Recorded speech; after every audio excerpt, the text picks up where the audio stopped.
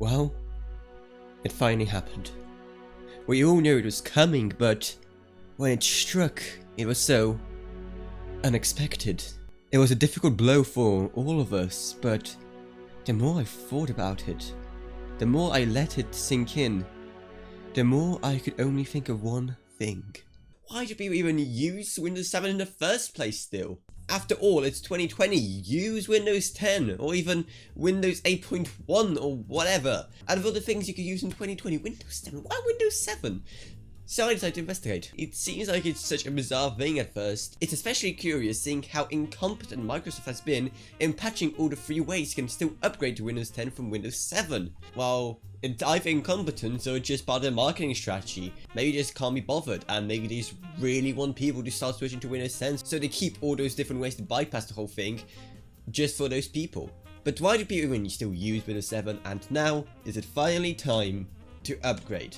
Well, I promise you that my next Unpopular Opinions video is gonna be the online privacy one, but change of plans because everyone is sad about the sad death of Windows 7. So, let's delve into that death, shall we? So why do people still even use Windows 7? That's the main question we're going to be answering today, especially since there's so many ways they can upgrade. You can even take a pirated version of Windows 7 and turn it into a legal version of Windows 10, but there are several reasons. Most of which are dumb, but some of them I guess hold some ground, with one of the main ones being that older operating systems are simply easier to run. So if you still have older hardware and Windows 10 is just too much for you, then Windows 7 can be a great solution. And if you really love that mid-2000s UI design that Windows 7 uses, then I guess that's a thing, but honestly I can't really see it as a point.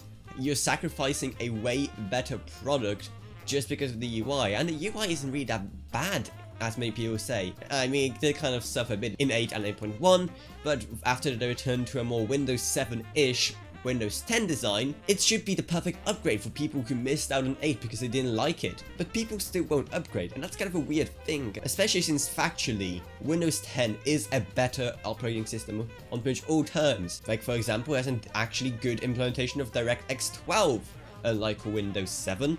Now, I'm not saying that Windows 10 is perfect, far from it. Yes, the search bar is kind of broken.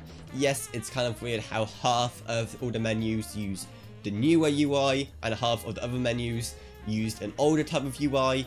Yes, it's all weird, it's confusing, but it's still a way better system and will only get better seeing how it is supposed to be the last Windows, and Microsoft is going to just continue upgrading it for like forever.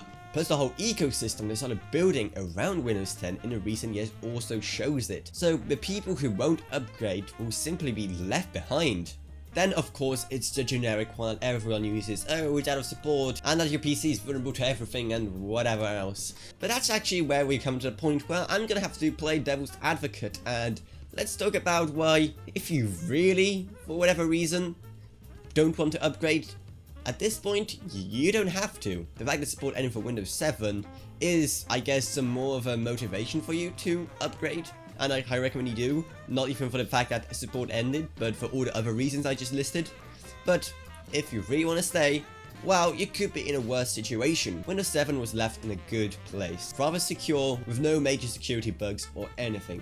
So that's good. And if you're smart and don't go on every sketchy website imaginable, then security risks may not even be that big of a deal to you, especially in the early months and even years as people are still starting to discover what exactly Windows 7 has left unprotected. Or if you're so worried about a thing, maybe even just get some anti-malware software and boom, done. Additionally, many people nowadays also use older operating systems because of software compatibility. Maybe you have like some old CAD program that you need for work, but it hasn't been made for anything newer than Windows 7.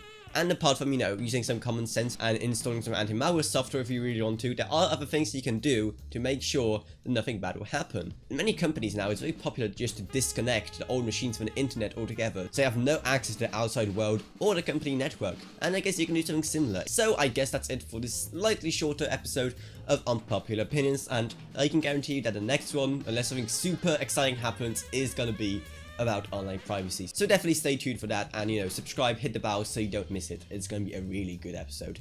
And also check out other ones in my series so far, where I talk about things like Linux and backing up your data. If you found anything I said in this video interesting, then you definitely love those. Also, do you want to know a fun fact on Windows 10?